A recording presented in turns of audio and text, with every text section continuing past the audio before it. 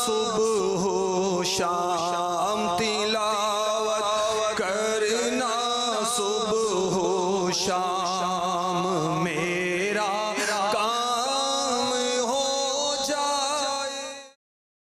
الحمدللہ رب العالمین والصلاة والسلام علی سید المرسلین، اما بعد فاعوذ باللہ من الشیطان الرجیم، بسم اللہ الرحمن الرحیم۔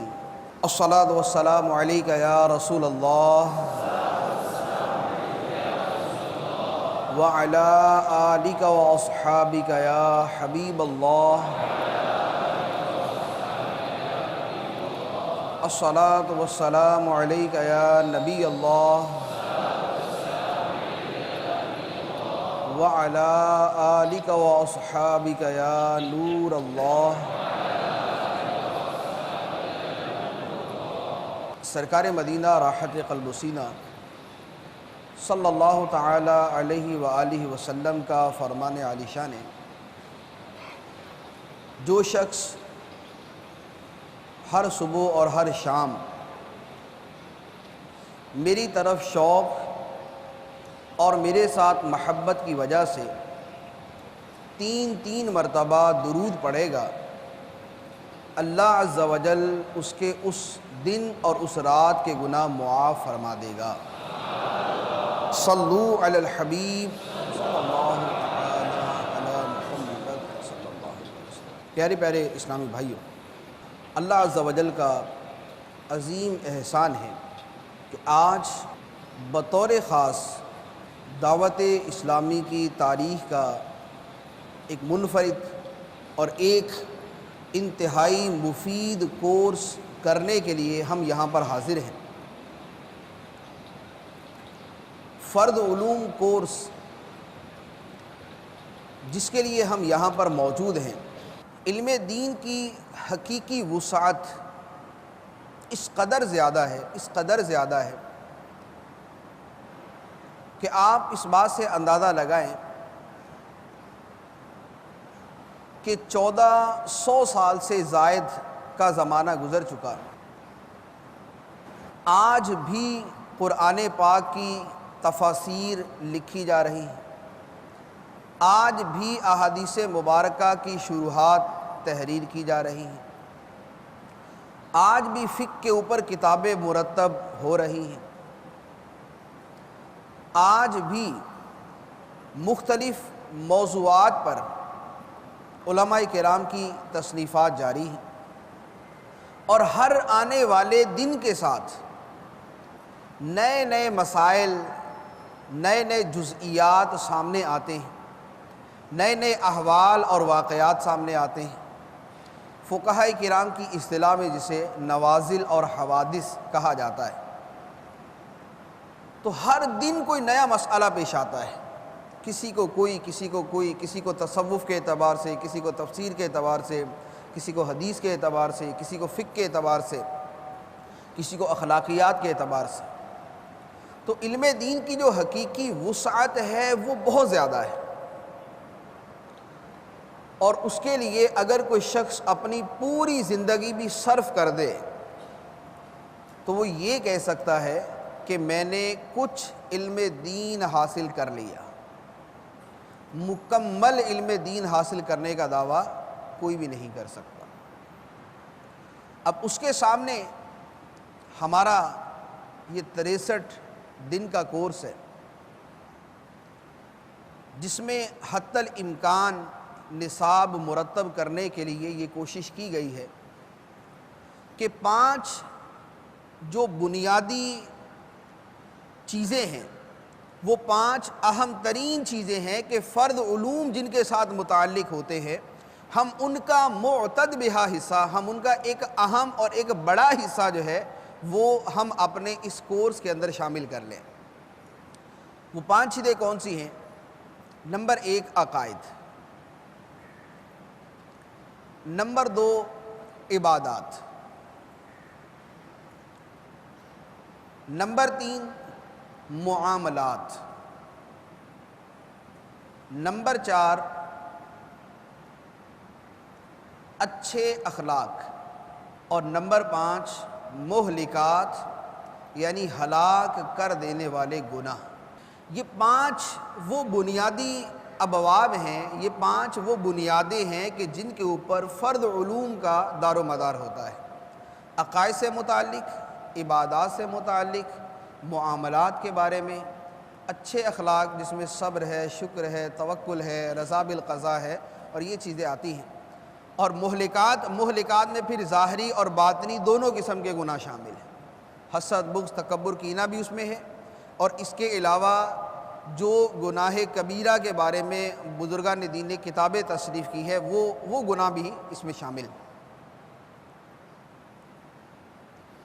تو ہمارا یہ کورس انشاءاللہ عز و جل حتی الامکان ضروری سے ضروری باتوں پر مشتمل ہوگا۔ علم دین حاصل کرنے کے لیے ہم یہاں پر حاضر ہیں، اور علم دین کے فضائل بکثرت ہم سنتے بھی ہیں، سناتے بھی ہیں، پڑھتے بھی ہیں۔ اللہ عز و جل نے ارشاد فرمایا انما یخشی اللہ من عبادہ العلماء، اللہ سے اس کے بندوں میں صرف علماء ہی ڈرتے ہیں، اللہ سے اس کے بندوں میں صرف علماء ہی ڈرتے ہیں۔ یہ قرآن پاک سورہ فاطر کی آیت مبارکہ ہے۔ مزید ارشاد فرمایا یرفع اللہ الذین آمنوا منکم والذین اوتوا العلم درجات، اللہ تبارک و تعالی تم میں ایمان والوں کے اور علم والوں کے درجات بلند فرمائے گا، تم میں ایمان والوں کے اور علم والوں کے درجات بلند فرمائے گا۔ اور ایک اور آیت مبارکہ سورہ زمر میں ارشاد فرمایا قل هل يستوي الذين يعلمون والذين لا يعلمون، اے محبوب تم فرما دو کیا علم والے اور بے علم برابر ہیں؟ کیا علم والے اور بے علم برابر ہیں؟ یقیناً نہیں، علم والوں کے درجات اللہ تبارک و تعالیٰ نے بلند فرمائے۔ احادیث مبارکہ بھی اس موضوع پر بے شمار ہیں، صرف 1-2 احادیث مبارک عرض کرتا ہوں۔ جیسے ہم یہاں پر علم حاصل کرنے کے لیے اپنے گھر سے نکل کر آئے،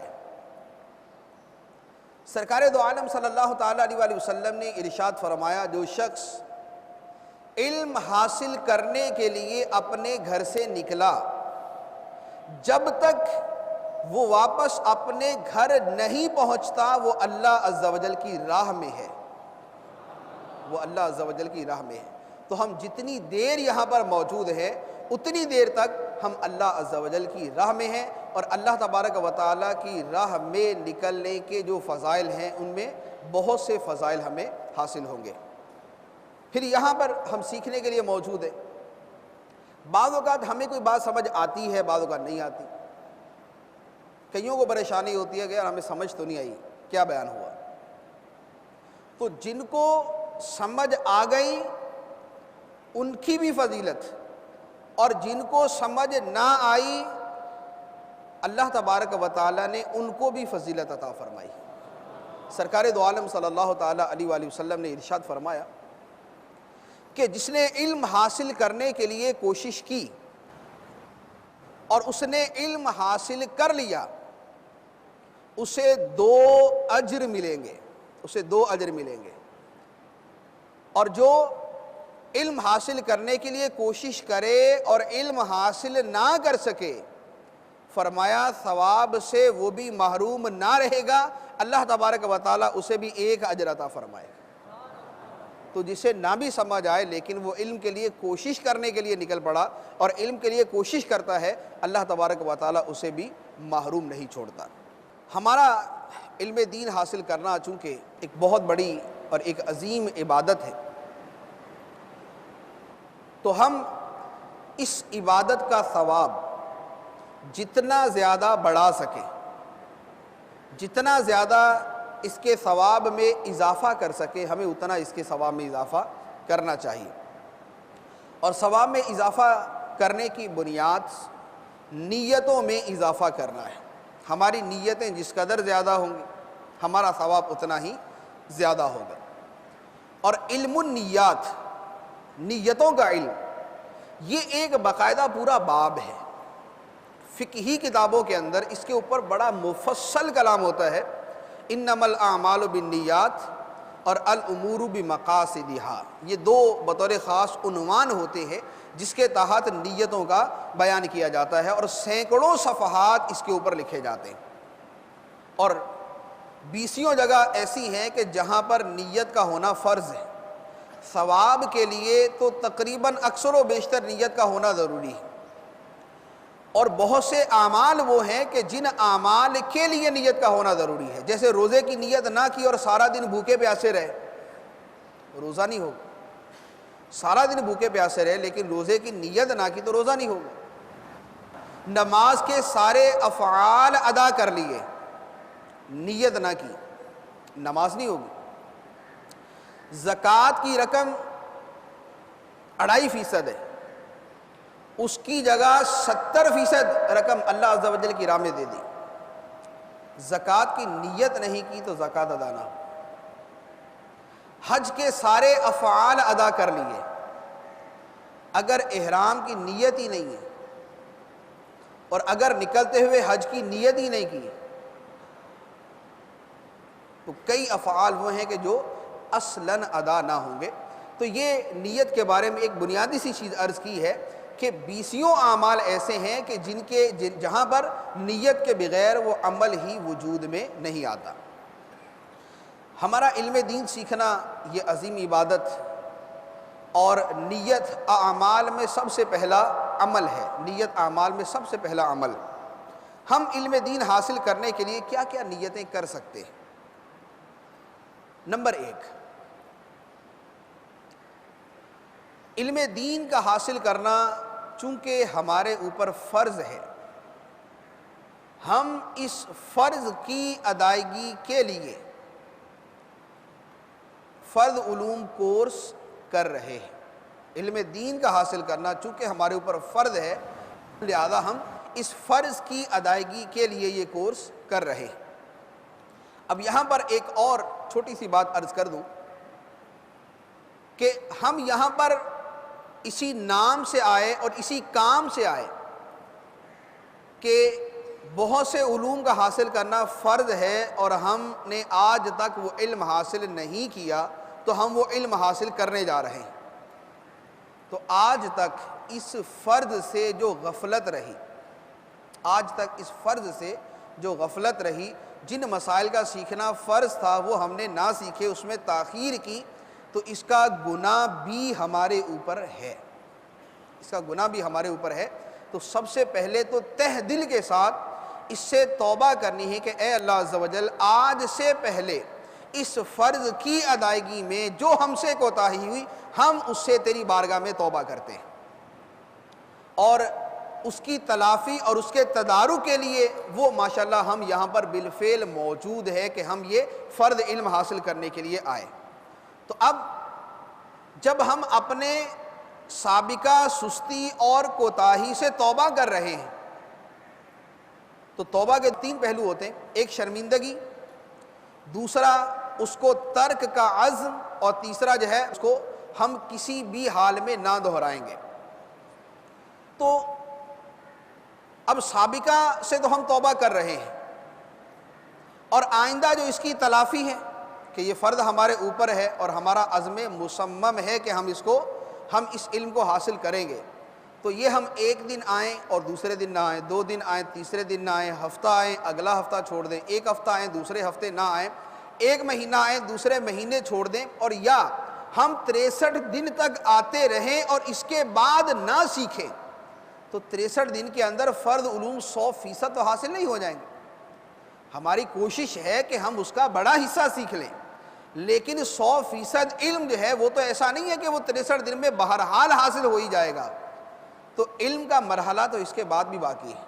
تو ہماری توبہ کا یہ رکن بنتا ہے کہ ہم یہ نیت کر کے بیٹھیں کہ ہم ان دنوں کے اندر بھی فرض علوم حاصل کریں گے، اور مزید ہم ساری زندگی کوشش کرتے رہیں گے کہ ہمیں جو شرعی مسئلہ درپیش ہوگا ہم اسے سیکھیں گے اور سیکھ کر اس پر عمل کریں گے۔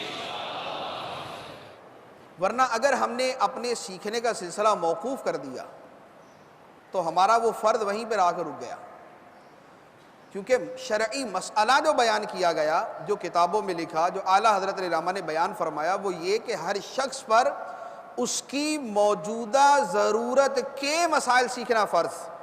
یہ آپ لکھ لیں کہ ہر شخص پر اس کی موجودہ ضرورت کے مسائل سیکھنا فرض۔ اب موجودہ ضرورت تو آپ کی ابھی تو ساری ضروریات موجود نہیں ہیں، آپ کی زندگی پڑی ہے، آپ کو ساری زندگی جو ہے وہ ضروریات پیش آئیں گی۔ زندگی کا کوئی مرحلہ آئے گا جہاں پر نکاح کا معاملہ ہے، کوئی مرحلہ آئے گا خاندان کے اندر طلاق کا مسئلہ ہو جاتا ہے، کوئی مرحلہ آتا ہے آدمی کاروبار کرتا ہے یا کہیں ملازمت کرتا ہے، ملازمت میں اس کو کوئی صورت پیش آ جاتی ہے۔ تو یہ جو نت نئی صورتوں کا پیش آنا ہے، یہ ہے وہ حالت موجودہ جس کا مسئلہ سیکھنا فرض۔ حالت موجودہ جس کا مسئلہ سیکھنا فرض ہے وہ ہے جو زندگی میں آدمی کو بالفعل پیش آتی رہے گی۔ تو گویا مسائل کی دو قسمیں ہیں۔ ایک قسم وہ ہے کہ جو بہرحال پیش آتی ہی آتی ہے، جیسے نماز سب پہ فرض۔ تو نماز کے بارے میں ہم یہ تو نہیں کہیں گے کہ جب ہمارے اوپر نماز فرض ہوگی تو اس کا مسئلہ سیکھنا فرض ہوگا۔ تو نماز تو بالفعل ہر بالغ پر فرض ہے، تو اس کے مسائل سیکھنا تو اس پر ہر وقت لازم ہوا۔ اب یہ ہوتا ہے کہ نماز میں کوئی نیا مسئلہ پیش آ جاتا ہے، اب وہ جو نئی صورت پیش آئی کہ نماز میں کوئی ایسا فعل ہو گیا، اب اس کی سمجھ نہیں آ رہی کہ نماز ہوئی یا نہ ہوئی، تو اب یہ ہے حالت موجودہ۔ اس حالت موجودہ کا مسئلہ سیکھا جائے گا۔ تو کچھ مسائل وہ کہ جو ہر وقت ہمارے اوپر لازم، ریاکاری کے مسائل، اس کا کچھ نہ کچھ بنیادی علم حاصل کرنا تو فرض، اس کے بغیر تو ریاکاری آ ہی جائے گی۔ اور پھر اس کے بعد ایک مرحلہ وہ آئے گا کہ کبھی ہمیں یہ شبہ پڑے گا کہ کیا یہ میرا کرنا ریاکاری تو نہیں؟ اب یہ ہوگی حالت موجودہ، اب اس کا جداگانہ مسئلہ سیکھا جائے گا۔ تو یوں ہر باب کے اندر یہ مسائل کی تقسیم ہے۔ تو میں عرض یہ کر رہا تھا کہ ہمارا یہ فرد علوم کورس جو ہے، اس پر فرد علوم کی انتہا نہیں ہے۔ ہمارے جو فرد علوم ہیں وہ ساری زندگی ہمارے ساتھ چلتے رہیں گے، حتیٰ کہ جیسے آپ کو ایک مسئلہ عرض کروں، وصیت آدمی عام طور پہ کب کرتا ہے؟ مرتے وقت۔ وصیت آدمی مرتے وقت کرتا ہے۔ اب وصیت میں بھی فرد صورت موجود ہے کہ کس کام کے لیے وصیت کرنا جائز ہے اور کس کام کے لیے وصیت کرنا ناجائز ہے، کن ورثاء کے لیے وصیت کی جا سکتی ہے اور کن ورثاء کے لیے وصیت نہیں کی جا سکتی۔ بہت سے لوگ جو ہے وہ اپنے آخری ایام میں اپنا مال تقسیم کرتے ہیں، اپنی اولاد میں زندگی میں مال تقسیم کر دیتے ہیں۔ تو اب وہ جو زندگی میں مال تقسیم کرتے ہیں، تو اب زندگی میں مال تقسیم کرنے کی جائز صورت کیا ہے اور ناجائز صورت کیا ہے، وہ سیکھنا ضروری، جس نے یہ تقسیم کرنی۔ تو یہ آپ کو ایک مثال دی ہے کہ زندگی کے آخری لمحات تک مسائل کا سیکھنا اور مسائل کے بارے میں جو ہے وہ معلومات حاصل کرتے رہنا ضروری ہے۔ اب ابھی ہم یہاں بیٹھے ہوئے ہمیں نہ مال تقسیم کرنا، نہ ہمیں اس مسئلے کی ضرورت کہ ہم یہ مسئلہ سیکھیں، لیکن جب یہ مسئلہ پیش آئے گا اور اس پر ہم نے عمل کرنا ہوگا، اس وقت یہ مسئلہ سیکھنا ہمارے اوپر ضروری ہو جائے گا۔ تو علم کا جو باب ہے یہ ہمیشہ کھلا رہے گا، حصول علم کا باب ہمیشہ کھلا رہے گا، اور ہم اپنی زندگی میں جب بھی کوئی مسئلہ پیش آئے گا اس کے بارے میں علم دین حاصل کر کے اس پر عمل کرنے کی کوشش کریں گے۔ تو ہماری پہلی نیت یہ کہ چونکہ ہم پر علم دین کا حاصل کرنا فرض ہے، اس لیے ہم اس فرض کی ادائیگی کرنے کے لیے یہاں پر موجود ہیں۔ دوسرے نمبر پہ علم دین ہے، علم عبادت ہے، دین بھی اللہ کے لیے اور عبادت بھی اللہ کے لیے۔ تو ہم علم دین خالصتاً اللہ عز و جل کی رضا کے لیے حاصل کریں گے، علم خالصتاً اللہ عز و جل کی رضا کے لیے حاصل کریں گے۔ سرکار دو عالم صلی اللہ تعالیٰ علیہ وآلہ وسلم نے ارشاد فرمایا، جو چیز اللہ عز و جل کی رضا کے لیے حاصل کی جاتی ہے، جو چیز اللہ عز و جل کی رضا کے لیے حاصل کی جاتی ہے، اسے جو شخص اس لیے حاصل کرے کہ اسے دنیا مل جائے، اللہ کی رضا کے لیے حاصل کی جانے والی چیز میں جو شخص یہ نیت کرے کہ اسے دنیا مل جائے، قیامت کے دن جنت کی خوشبو بھی نصیب نہ ہوگی۔ تو علم دین میں نیت خالصتاً اللہ عز و جل کی رضا کی ہونی چاہیے۔ یہاں پر بہت سے لوگوں کی بہت سی نیتیں ہو سکتی ہیں، ہر ایک کی نیت اچھی یا بری یہ اس کے ساتھ ہے، ہر ایک کی نیت اچھی یا بری یہ اس کے ساتھ ہے۔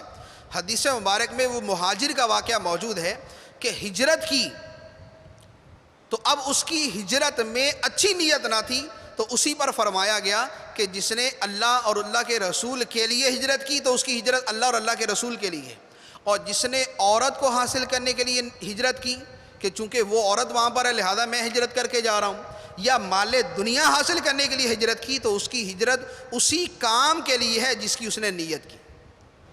تو یہاں پر ہمارے آنے میں اچھی نیتیں بھی ہو سکتی ہیں اور کسی کی خراب نیت بھی ہو سکتی ہے، تو اپنی نیت کی اصلاح کرنا یہ ہر ایک پر جدا جدا لازم ہے۔ تو ہم یہ نیت کریں گے کہ ہم خالصتاً اللہ عز و جل کی رضا کے لیے یہاں پر موجود ہیں، اور یہ ہمارا کام جو ہے یہ سنت ہے اور یہ پیروی ہے اصحاب صفہ کی، جو مدینہ منورہ میں مسجد نبوی شریف میں سرکار دو عالم صلی اللہ تعالیٰ علیہ وآلہ وسلم سے علم حاصل کرتے اور پھر آپس میں بیٹھ کر تکرار کیا کرتے تھے۔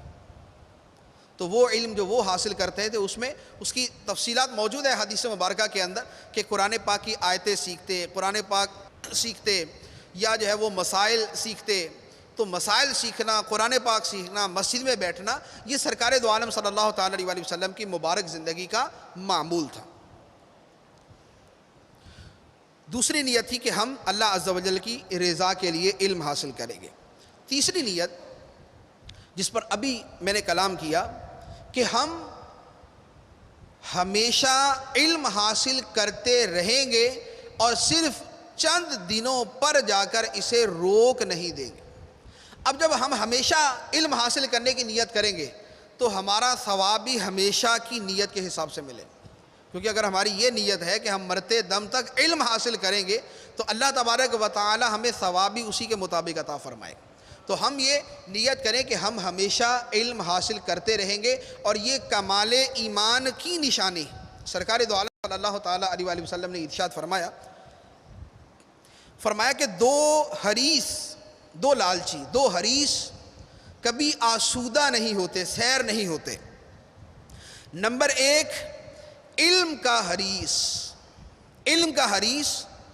کہ علم سے کبھی اس کا پیٹ نہ بھرے گا۔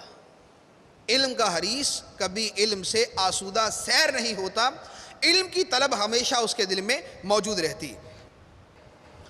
اور فرمایا کہ دوسرا، دنیا کا لالچی کہ دنیا کا لالچی بھی کبھی آسودہ نہیں ہوتا، جتنی دنیا ملتی رہے گی اس کی ہرس بڑھتی رہے گی اور اس کی ہرس کبھی ختم نہیں ہوگی۔ تو دو حریص کبھی آسودہ نہیں ہوتے، ایک علم کا حریص اور ایک دنیا کا حریص، اور ہم انشاءاللہ عز و جل علم کے حریص بننے کی کوشش کریں گے۔ ہم علم کے حریص بنیں گے، دنیا کے حریص ہم نہیں بنیں گے، کہ دنیا کی ہرس قبر کی مٹی ہی پورا کرتی ہے۔ اور دوسری حدیث مبارک ہے، سرکار دو عالم صلی اللہ تعالیٰ علیہ وآلہ وسلم نے ارشاد فرمایا کہ مومن کبھی خیر سے آسودہ نہیں ہوتا، مومن کبھی خیر یعنی علم سے آسودہ نہیں ہوتا، یہاں تک کہ اس کی انتہا جنت پہ ہوتی ہے، یہاں تک کہ اس کی انتہا جنت پہ ہوتی ہے۔ تو ہم ہمیشہ علم سیکھتے رہیں۔ چوتھی نیت، علم سیکھ کر اس پر عمل بھی کریں گے، علم سیکھ کر اس پر عمل بھی کریں گے، کہ ہم جو علم سیکھنے آئے ہیں یہ فرض علم ہے، اور فرض علم میں بکثرت وہ صورتیں ہیں کہ جہاں عمل بھی فرض ہے، جیسے گناہوں کے بارے میں علم۔ اب گناہوں کے بارے میں علم حاصل کرنا فرض، تو گناہوں سے بچنا وہ بھی فرض۔ صحیح عقائد کے بارے میں علم حاصل کرنا فرض، اور صحیح عقیدہ رکھنا یہ بھی فرض.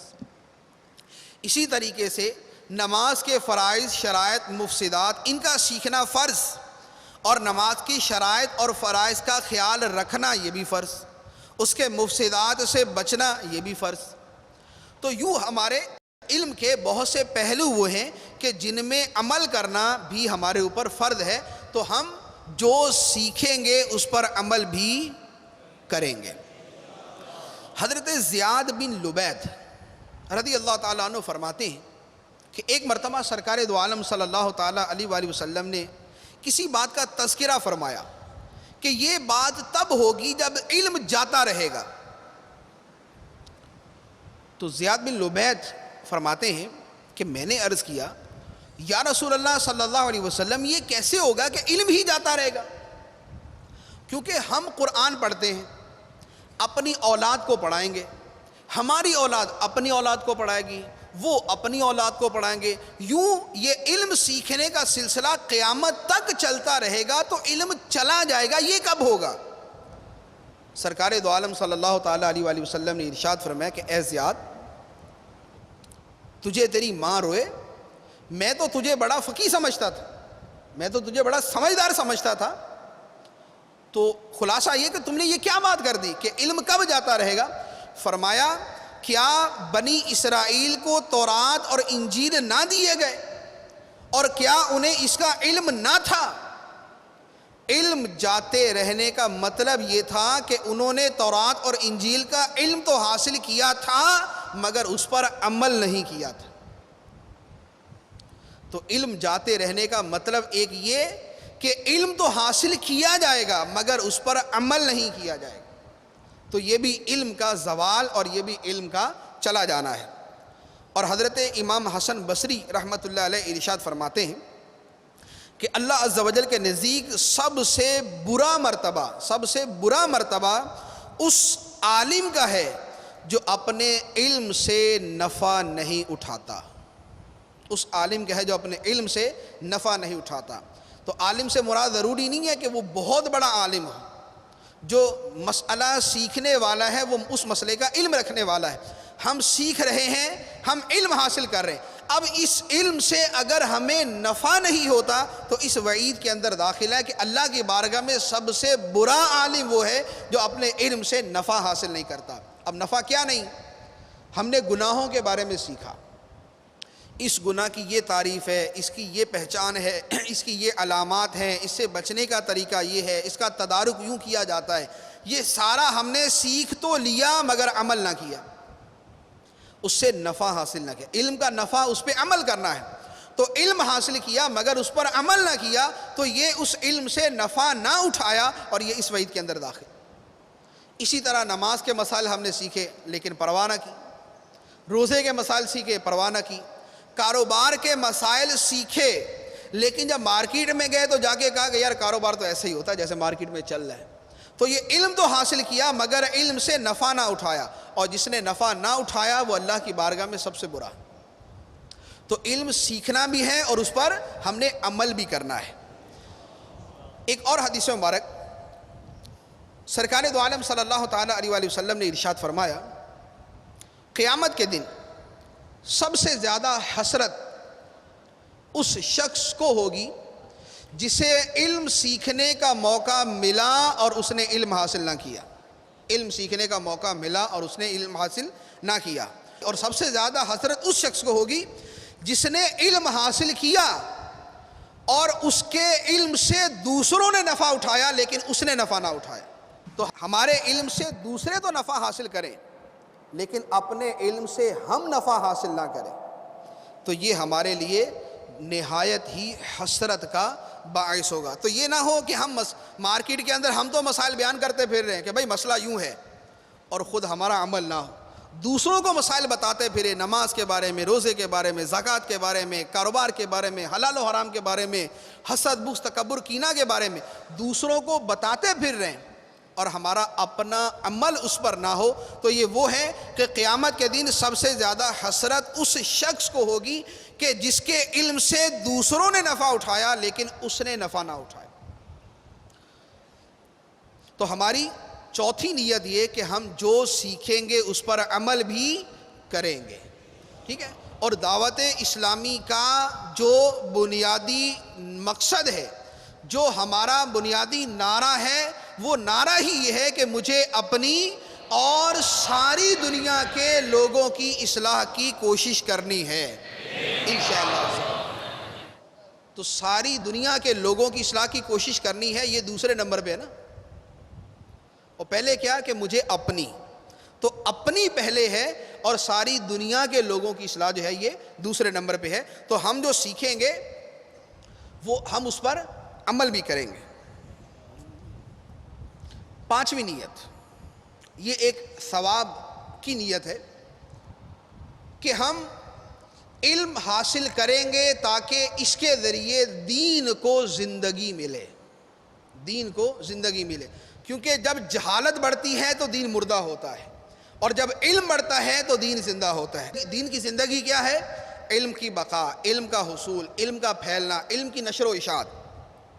تو سرکار دو عالم صلی اللہ تعالیٰ علیہ وسلم نے کتنی پیاری فضیلت ارشاد فرمائی کہ ہم اس ایک فضیلت کے لیے اگر ساری زندگی علم حاصل کرتے رہیں تو بھی شاید ہماری کوشش زیادہ نہیں ہو، تو بھی ہماری کوشش بہت بڑی نہیں ہوگی اگر صرف ایک نیت کے لیے علم حاصل کرتے رہیں، وہ یہ والی۔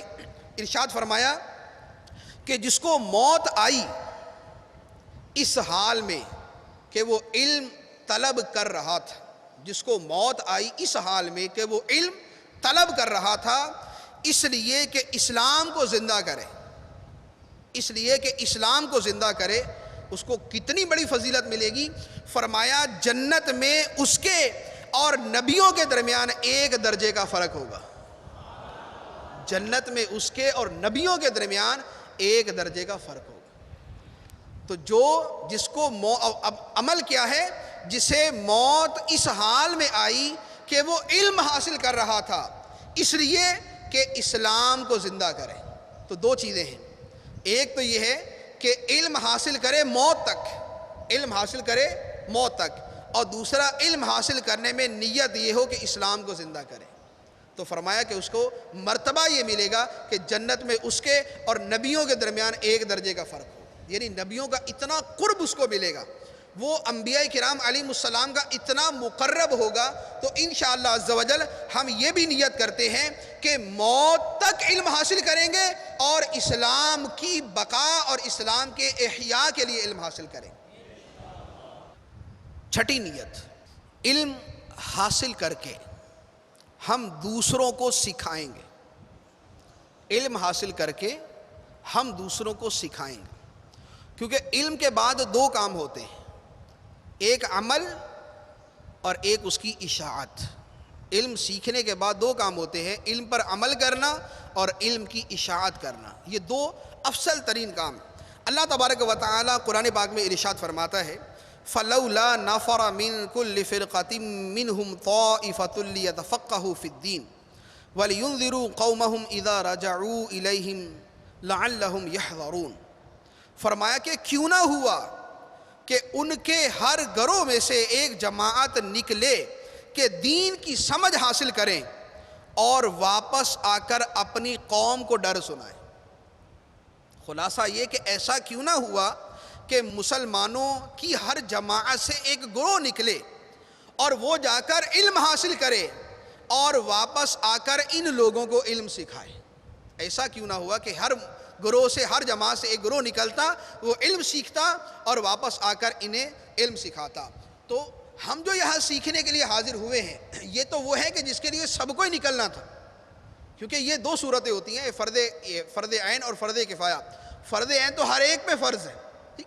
تو بہرحال یہ ہے کہ چونکہ کم از کم ہم تو آ ہی گئے، ہم تو علم سیکھنے کے لیے آ ہی گئے۔ تو اب آیت میں کیا فرمایا تھا کہ علم سیکھیں اور واپس آ کر اپنی قوم کو سکھائیں۔ وَلِيُنذِرُوا قَوْمَهُمْ إِذَا رَجَعُوا، اپنی قوم کو ڈرائیں جب وہ واپس ان کی طرف لوٹ کر آئیں۔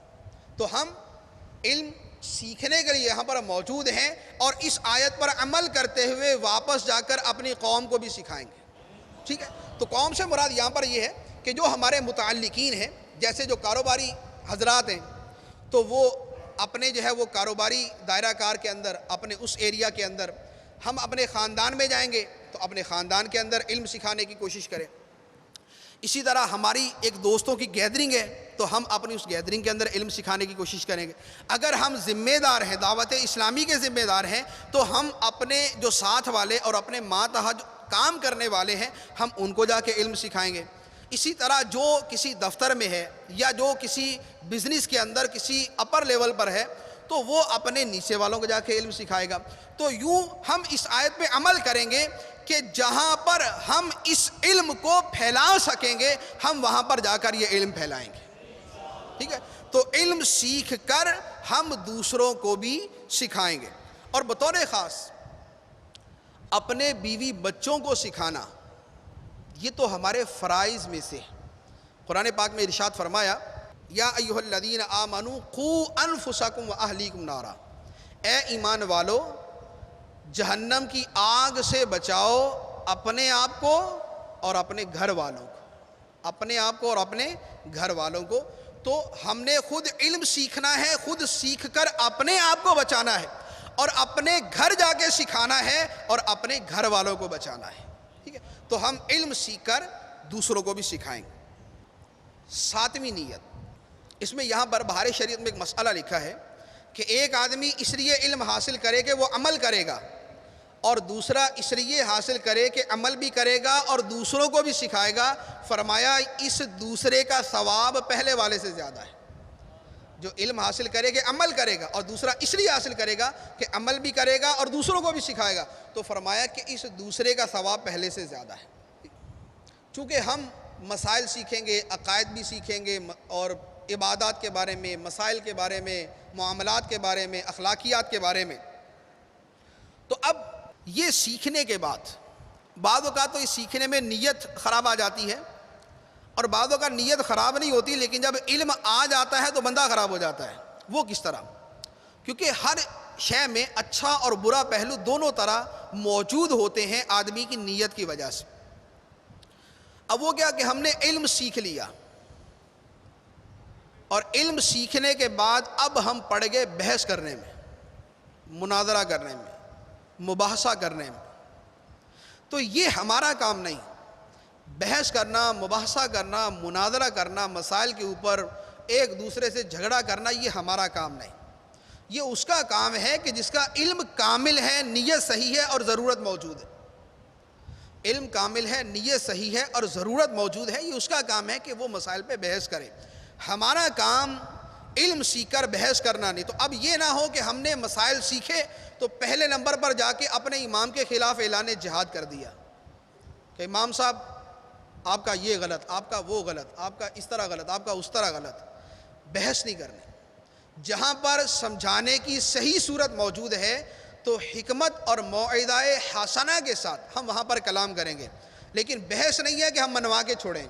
اسی طرح مارکیٹ میں بیٹھے ہوئے اب 2 کاروباری مل گئے یا گلی میں بیٹھے ہوئے 2 دوست مل گئے، اب مسائل پہ بحث شروع ہو گئی. اب 2 مسئلے تو پتہ تھے وہ تو بتا دیے اور 100 نہیں پتہ تھے. 2 پتہ تھے اور 100 نہیں پتہ تھے. 2 کے بعد بحث جو ہے وہ 100 کے بارے میں چھڑ گئی. اب اس کے بارے میں جو تیر تکے مارنا شروع کیے، جو ادھر کی جو اپنی طرف سے قیاس کر کے اجتہاد کر کے سنانا شروع کیے، تو یہ سلسلہ شروع ہو گیا. تو یہ بحث کرنا جو ہے یہ ہمارے لیے سخت مضر ہے.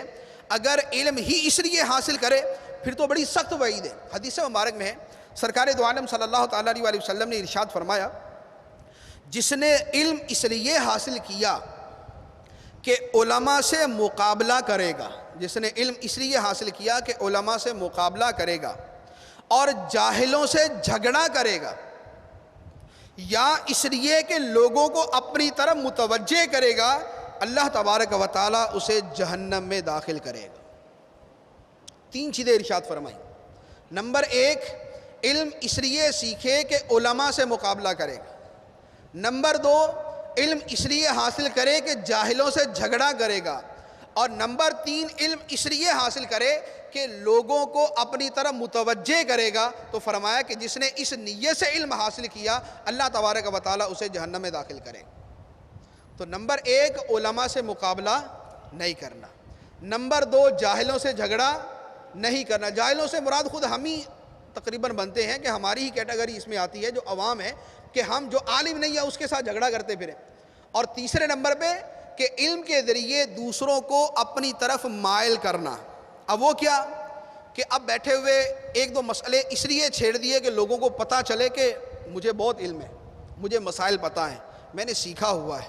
تو اب یہ ہے لوگوں کو اپنی طرح متوجہ کرنا۔ تو لوگوں کو اپنی طرح متوجہ کرنے کے لیے علم سیکھنا بھی وعید کا سبب ہے۔ تو تین چیزیں یہاں پر بیان فرمائی۔ تو ہماری بنیادی نیت یہ ہے کہ ہم علم سیکھ کر دوسروں سے بحث نہیں کریں گے، عمل کریں گے، مسئلہ دوسرے تک پہنچا دیں گے۔ اگر دوسرا بحث کرے گا تو پھر ہم خاموشی اختیار کریں، پھر اس کو یہی کہیں گے کہ جو مسئلہ میں نے سیکھا وہ میں نے عرض کر دیا، اب مزید تفصیل کے لیے اب علماء سے رابطہ کر لیں۔ اور یہ مسئلہ شرعی عرض کر دوں کہ عام آدمی کے لیے مسائل میں بحث کرنا ہی حرام، عام آدمی کے لیے مسائل میں بحث کرنا ہی حرام۔ جیسے مثال کے طور پہ عقائد کا مسئلہ ہے، اب ہمیں ایک عقیدے کا پتہ ہے، وہ ہم نے یاد کر لیا، اب اس پہ بحث شروع کر دی۔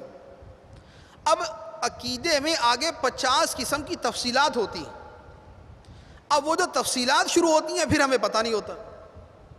اب ہم بعض اوقات ایسی باتوں پر اتنے سخت فتوے دے رہے ہوتے ہیں کہ معاذ اللہ وہاں پر وہ وعید صادق آتی ہے کہ جس نے اپنے مسلمان بھائی کو کافر کہا تو کفر اس کی طرف لوٹ آئے۔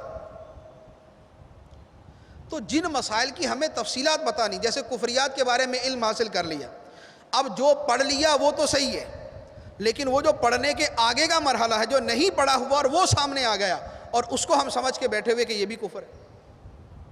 اب اس میں ایسے واقعات ہیں، اب وہ بہت زیادہ تفصیل ہو جائے گی اس کی، تو ورنہ اس طرح کے واقعات پیش آتے ہیں کہ ایک نے دوسرے کو کہا کہ تو نے یہ جو کیا ہے یہ تو کفر کیا، دلیل کیا؟ دلیل فلاں مسئلہ، اب فلاں مسئلہ آسمان پہ بیٹھا ہوا اور یہ جو مسئلہ یہ زمین کے اوپر ہے، اور وہاں سے وہاں پر قیاس کر کے سامنے والوں کے قیاس سے کیا کر دیا۔ تو ہم مسائل سیکھیں گے لیکن مسائل سیکھ کر ہم بحث نہیں کریں گے، مسائل سیکھ کر بحث نہیں کریں گے۔ آٹھویں نیت اسی 7ویں کے قریب ہے کہ مسائل سیکھ کر ہم فتوے نہیں دیں گے، مسائل سیکھ کر ہم فتوے نہیں دیں گے۔ فتویٰ دینا جن کا کام ہے یہ وہی دیں گے، ہم مسائل سیکھ کر جو ہے وہ فتوے نہیں دیں گے۔ جو مسئلہ معلوم ہونے کا مطلب یہ ہوا کہ ہم نے کوئی چیز دیکھی تو اس کے بارے میں یہ کہہ دیا کہ یار میں نے مسئلہ یوں پڑھا ہے، آپ تحقیق کر لیں۔ یہ نہیں ہے کہ اب ایک بطور خاص ایک صورت پیش آئے، کوئی صورت کے بارے میں پوچھ رہا ہے اور ہم وہاں پر اس کو وہ صورت بتا رہے ہیں۔ مسائل کے بارے میں یہ جو صورت ہے فتویٰ دینے کی، یہ اتنا نازک کام ہوتا ہے، عرض کروں گا تو شاید یہ سمجھنے میں نہ آئے کہ فتویٰ دینا اتنا مشکل کام۔ اعلیٰ حضرت علیہ رحمہ نے 9 سال تک فتویٰ نویسی سیکھی، 9 سال تک۔ اس کے بعد جا کر آپ انفرادی طور پر فتویٰ دینا شروع کیا، یعنی پہلے فتویٰ لکھتے تھے تو اپنے والد گرامی کو چیک کراتے تھے اور اس کے بعد پھر جو ہے وہ فتویٰ جاری ہوتا تھا۔ 9 سال سیکھنے کے بعد آپ نے جداگانہ فتویٰ دینا شروع کیا۔ فتویٰ دینا اتنا باریک اور اتنا نازک مرحلہ ہوتا ہے، حلال و حرام کا مسئلہ ہوتا ہے۔ ایک آدمی مسئلہ پوچھ رہا ہے، اب ہمیں مسئلہ پوری طرح پتہ نہیں ہے، آدھا پتہ ہے، آدھا اپنی طرف سے ملایا اور ہم نے بیان کر دیا اور اس کے حلال کا حرام کر دیا یا اس کے حرام کا حلال کر دیا، وہ ہم سے یہ سمجھ کے بیٹھا ہوا۔ اب اس کا نتیجہ کیا ہوگا؟ وہ ساری زندگی عمل کر کے وہ شاید اتنا گناہ گار نہیں ہوگا جتنا ہم ہو رہے ہوں گے، کیونکہ اگر تو اس نے پوچھنے میں سستی کی کہ اس نے خود ہی عالم سے نہیں پوچھا تو یہ تو اس کا قصور ہے، لیکن اگر وہ کسی کو عالم سمجھ رہا تھا اور وہ عالم تھا نہیں، اب اگر وہ اس سے پوچھ کر عمل کر رہا ہے تو یہ جو بیان کرنے والا ہے یہ گناہ گار ہوگا، وہ پوچھنے والا تو اپنی جگہ صحیح چل رہا ہے، اس پر گناہ نہیں ہوگا کہ اس نے اپنی طرف سے پوچھ کر مسئلے پر عمل کیا۔ یہ مسئلہ بتانے والا گناہ گار ہو رہا ہوگا جبکہ یہ بیان کرنے کا اہل نہ ہو۔ تو اس لیے علم سیکھ کر ہم عمل کریں گے، وہ علم دوسروں تک پہنچائیں گے، لیکن نت نئی صورتیں اپنے ذہن سے بنا کر یا نئی صورتیں پیش آئیں اور ان کو سن کر ہم اپنی طرف سے جواب نہیں دیں گے، اس کا ہم اپنی طرف سے جواب نہیں دیں گے۔ 9واں مسئلہ، یہ کورس کر کے یا اس کے علاوہ علم حاصل کرتے ہوئے ہم علماء سے بے نیاز نہیں ہوں گے، علماء سے بے نیاز نہیں ہوں گے۔ حدیث مبارک میں ہے، فرمایا کہ علماء کی مثل یہ ہے جیسے آسمان میں ستارے جن سے خشکی اور سمندر کی تاریکیوں میں راستہ پتہ چلتا ہے، اگر ستارے مٹ جائیں تو راستہ چلنے والے بھٹک جائیں گے۔ تو علماء سے بے نیازی نہیں ہوگی۔ یہ نہیں ہے کہ ہم نے سیکھ لیا تو اب ہم کہیں کہ ہم تو پورے ہو گئے، اب ہمیں سیکھنے کی ضرورت نہیں ہے۔ علماء سے مسائل پوچھنے کی ساری زندگی ضرورت پڑے گی، ساری زندگی ضرورت۔ آپ یہ 63 دن کی بجائے 6300 دن بھی کورس کر لیں، اس کے بعد بھی آپ کو علماء سے پوچھنے کی ضرورت پڑے گی۔ تو اس لیے ہم یہ سیکھنے کے بعد علماء سے مستغنی نہیں ہوں گے، بلکہ جو اہل حق صحیح العقیدہ مستند علماء ہیں، اپنے پیش آنے والے مسائل ان سے پوچھتے رہیں، اپنے پیش آنے والے مسائل ان سے پوچھتے رہیں۔ 10واں ایک اہم کام ہے جو ہمارے 63 دن کو محیط ہے، وہ یہ ہے کہ ہم یہاں پر لکھ رہے ہیں، سن رہے ہیں۔ اب بعض اوقات کیا ہوتا ہے کہ ہماری توجہ تھوڑی بہت ادھر ادھر ہو جاتی ہے، لکھنے لگتے ہیں تو اب سننے والی توجہ ہماری جو ہے وہ ہٹ جاتی ہے۔ تو اب یہ نہ ہو کہ ہم مسئلہ بیان کچھ اور کیا جائے اور ہم سمجھے ہوئے کچھ اور ہوں، مسئلہ بیان کچھ اور کیا جائے اور ہم سمجھے ہوئے کچھ اور ہوں، تو اس کا علاج ضروری ہے۔ تو اب اس کا حل یہ ہے، جس کے لیے ہو سکے وہ یہ کرے کہ آپ ماشاءاللہ بہت سے اسلامی بھائی وہ ہوتے ہیں کہ جو آپس کے اندر جو اکٹھے آتے ہیں، 5 5 6 6 8 8 10 10، ایک مسجد سے، ایک حلقے سے، ایک علاقے سے اسلامی بھائی تشریف لائے، تو ان کو جب موقع ملے، خواہ اس درجے کے بعد، یہ 2 گھنٹے کے سیشن کے بعد، اور یا پھر شام میں یا دوپہر میں، جب بھی ان کو وقت ملے، یہ اپنا لکھا ہوا اور اپنا سیکھا ہوا ایک دوسرے سے تکرار کریں کہ 5 اسلامی بھائی یا 2 اسلامی بھائی یا 6 اسلامی بھائی بیٹھ جائیں اور آپس میں کریں کہ بھئی آج ہم نے جو سیکھا ہے اس کی دہرائی کر لیں۔ پہلا مسئلہ یہ سیکھا، دوسرا یہ سیکھا، اب وہ ساتھ والا بول دے گا نہیں دوسرا نہیں، یہ تیسرا تھا، دوسرا وہ تھا، وہ تم سے رہ گیا، اب وہ دوسرا بتا دے گا، اب وہ تیسرا یہ بتائے گا، چوتھا کوئی اور بتا دے گا، 5واں کوئی اور بتا دے گا۔ پھر اس میں ایک تو یہ ہے کہ سارے کے سارے مسئلوں کی دہرائی ہو جائے گی، کوئی رہ نہیں جائے گا، اور دوسرا یہ ہوگا کہ بعض اوقات ایک نے مسئلہ ہی کچھ اور لکھ لیا ہو، کہ مسئلہ بیان کچھ اور کیا گیا اور اس نے لکھ کچھ اور لیا، اب وہ دوسرے نے صحیح لکھا ہوگا، دوسرے نے نہیں تو تیسرے نے صحیح لکھا ہوگا، تیسرے نے نہیں تو چوتھے نے صحیح لکھا ہوگا۔ تو یوں جو 4 5 آپس میں مل کر تکرار کریں گے حلقوں کے اندر، اس کا فائدہ یہ ہوگا کہ مسئلے کی پوری طرح تنقیح ہو جائے گی اور وہ مسئلہ صحیح طریقے سے سارے کے سارے یاد کر لیں گے۔ تو اگر ہم یہ طریقہ اختیار کریں گے تو انشاءاللہ عز و جل ہمارا سیکھنا جو ہے یہ نہایت مضبوط ہوگا اور ہمیں صحیح طریقے سے یاد بھی رہے گا۔ یہ 10 چیزیں میں نے عرض کی ہیں۔ اب اس کے بعد ایک آخری چیز کی طرف کچھ گوش گزار کروں۔ قرآن پاک سیکھنا، اس کا کچھ حصہ سیکھنا اتنا ہی فرض ہے جتنا ہمارے لیے نماز پڑھنا فرض، جتنا ہمارے لیے روزہ رکھنا فرض، جتنا ہمارے لیے زکوٰۃ فرض ہونے کی صورت میں زکوٰۃ ادا کرنا فرض۔ وجہ یہ کہ قرآن پاک اگر صحیح طریقے سے نہ سیکھا تو اس سے خرابی کیا لازم آئے گی، اس کی میں آپ کو صرف 2-3 مثالیں عرض کرتا ہوں۔ قرآن پاک پڑھنے کے اندر جو غلطی ہے وہ 2 طرح سے ہو سکتی، کئی طرح سے ہو سکتی ہے، لیکن 2 بنیادی چیزیں، یا تو اس کی حرکات بدل جائیں، اعراب بدل جائے، زبر کی جگہ زیر پڑھ دیا، زیر کی جگہ جو ہے وہ ضمہ پڑھ دیا، پیش پڑھ دی، اور یا یہ ہے کہ مخارج صحیح طریقے سے ادا نہ ہو تو حرف بدل جائے، صاد کو صحیح طریقے سے ادا نہ کیا تو سین بن جائے گا، غا کو صحیح طریقے سے ادا نہ کیا تو ذال بن جائے گا، بعد کو صحیح طریقے سے ادا نہ کیا تو دال بن جائے گا۔ تو یوں جو ہے ثا صحیح طریقے سے ادا نہ کری تو سین بن سکتی ہے، سین کو صحیح ادا نہ کیا تو ثا صاد، دونوں میں کوئی بھی بن سکتا ہے۔ تو یہ 2 طرح کی غلطیاں بہت زیادہ ہیں، حرکات کی غلطی اور مخارج کی غلطی۔ حرکات کی غلطی سے معنی کتنا بدل جاتا ہے، اب آپ یہ دیکھیں، قرآن پاک کی آیت مبارکہ ہے عصا آدم ربہ، عصا آدم ربہ، آدم نے اپنے رب کی فرما برداری نہ کی، جو ایک خاص اس پیرائے کے اندر ہے۔ اب اس میں اگر اعراب بدل دیں، اعراب بدل کر پڑھا تو معنی یہ بنا گیا کہ اللہ نے آدم کی نافرمانی کی، اللہ نے آدم کی نافرمانی کی، یعنی معنی کیا تھا اور بنا کیا اور ہوا کیوں کہ اعراب حرکات کے اندر غلطی کی۔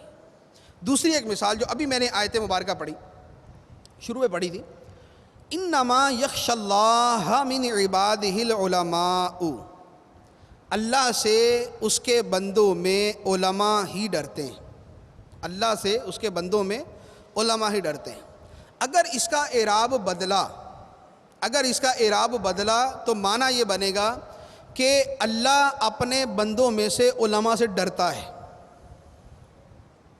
یہ حرکات بدلنے کا نتیجہ، جہاں فتح پڑھنا تھا وہاں ضمہ کر دیا، اور جہاں ضمہ پڑھنا تھا وہاں فتح کر دیا، یعنی زبر کی جگہ پیش کر دی اور پیش کی جگہ زبر کر دی، تو معنی ہی بدل گیا کہ بندوں میں علماء اللہ سے ڈرتے ہیں، اور یہاں معنی الٹ یہ بنے گا کہ اللہ تعالیٰ اپنے بندوں میں سے علماء سے ڈرتا ہے۔ کتنا معنی تبدیل ہوا، اور یہ نتیجہ کس کا ہوا کہ قرآن پاک صحیح طریقے سے نہ سیکھا۔ ٹھیک ہے، یہ ایک مفہوم بیان کیا ہے، اسی آیت کے اسی ترجمے میں اور بھی تراجم موجود ہیں، لیکن جو ایک علماء نے معنی بیان کیا وہ یہاں عرض کیا۔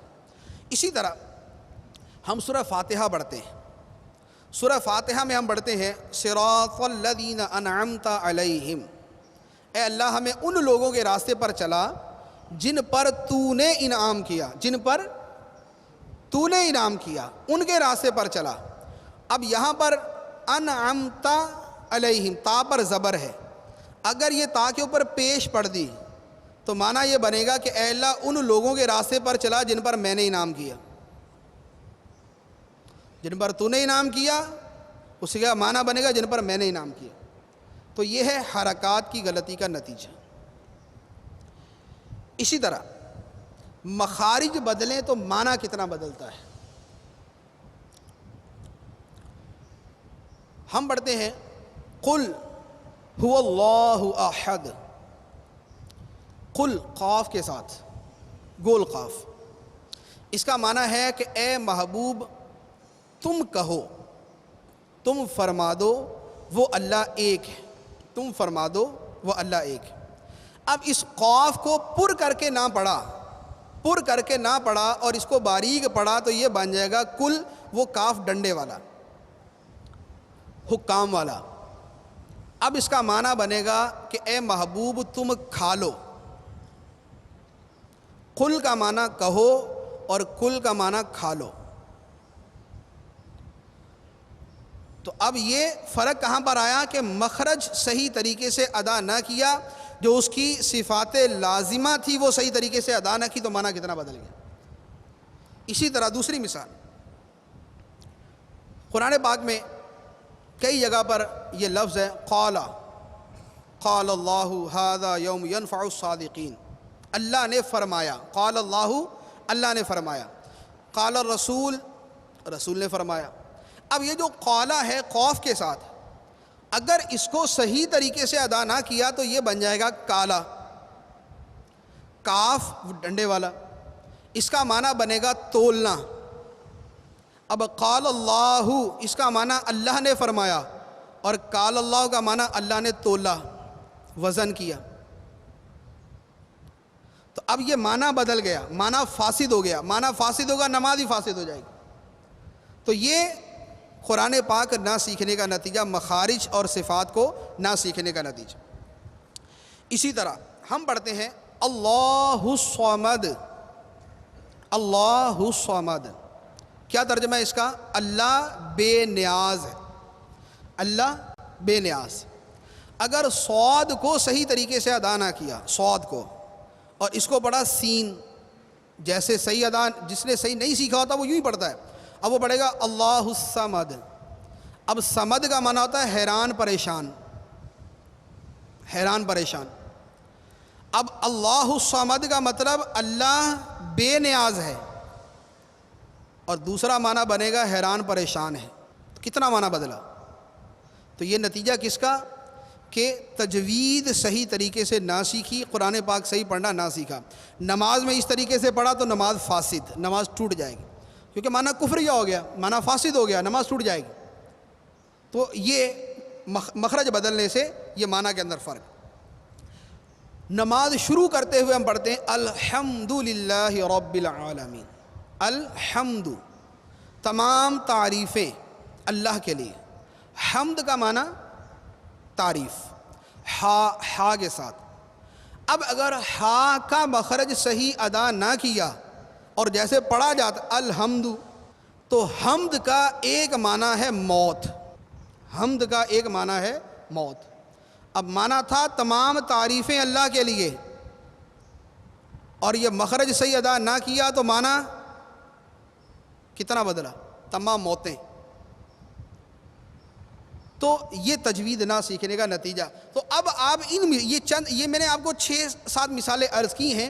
اس طرح کی بلا مبالغہ 1000 مثالیں قرآن پاک سے دی جا سکتی، قرآن پاک سے دی جا سکتی.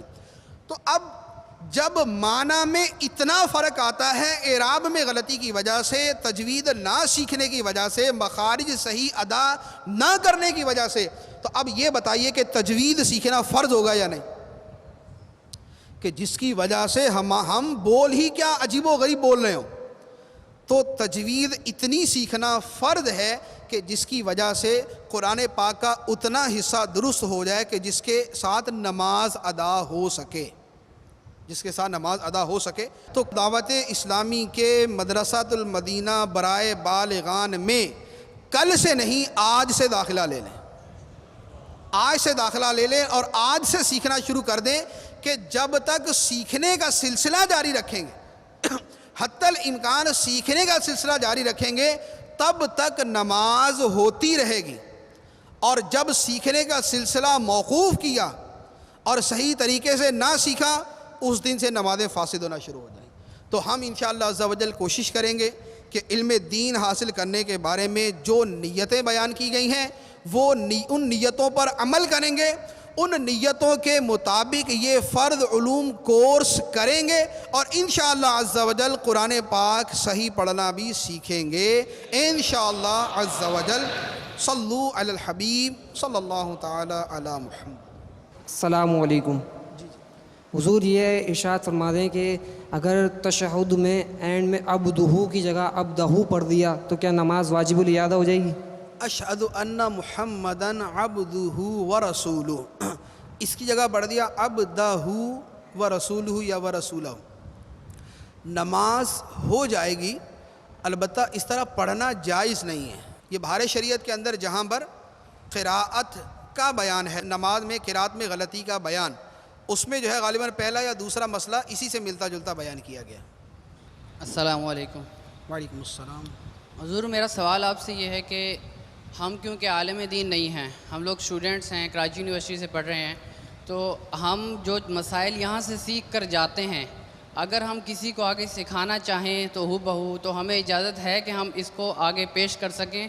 اور دوسرا، کچھ حضرات ایسے جو فیضان مدینہ نہیں آ سکتے ذہن کی وجہ سے یا کسی اور مصروفیت کی وجہ سے، تو کیا کوئی ایسی ترکیب بن سکتی ہے کہ ہماری ایک جگہ پہ گیدرنگ ہوتی ہو ان لوگوں کی قریب میں، تو یہاں سے کوئی مبلغ، کوئی عالم دین وہاں پر کچھ ٹائم دے سکیں اس چیز کو سکھانے کے لیے؟ دو چیزیں، ایک تو جو ہم سیکھ رہے ہیں یہ دوسروں کو سکھا سکتے ہیں یا نہیں. دوسرا یہ کہ جو آ نہیں سکتے وہ کیا کریں. جو ہم یہاں پر سیکھیں گے اس میں ایک نیت ہم نے یہ کی ہے کہ جو سیکھیں گے وہ سکھائیں گے، ٹھیک. لیکن اس میں احتیاط جو میں نے عرض کی ہے وہ یہ ہے کہ نمبر 1، جتنا آپ نے سیکھا اتنا ہی سکھائیں. ایک چیز سیکھی ہے تو 2 نہ سکھائیں، ایک ہی سکھائیں. ایک. دوسرے نمبر پہ جو آپ نے سکھانا ہے اس کے بارے میں ویریفیکیشن ہو جائے کہ آپ نے صحیح سیکھا ہے. جو آپ نے سیکھا ہے وہ وہی ہے جو بیان کیا گیا.